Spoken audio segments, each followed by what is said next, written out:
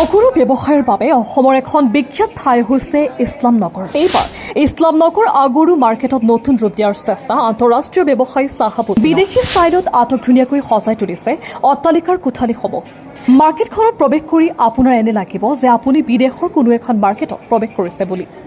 আন্তঃৰাষ্ট্ৰীয় ব্যৱসায়ীগৰাকীয়ে ইছলাম নগৰত নতুনকৈ মুকলি কৰিছে SSB আছাম নামৰ এখন মাৰ্কেট। অতি উন্নত মানদণ্ডৰ অট্টালিকা সাজি আটকধুনীয়াকৈ কোঠালিসমূহ সজাই ৰাখিছে অগৰু ব্যৱসায়ীসকলৰ বাবে। সম্পূৰ্ণ ইছলামিক ৰীতি নীতি আৰু বিশিষ্ট আলিমসকলৰ উপস্থিতিত সমূহীয়া দুৱাৰে উদ্বোধন কৰা হয়।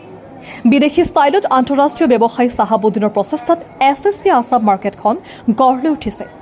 SSB আছাম মাৰ্কেটৰ শুভ উদ্বোধনী অনুষ্ঠানত কেইবা শতাধিক ব্যৱসায়ীসকল উপস্থিত থাকে।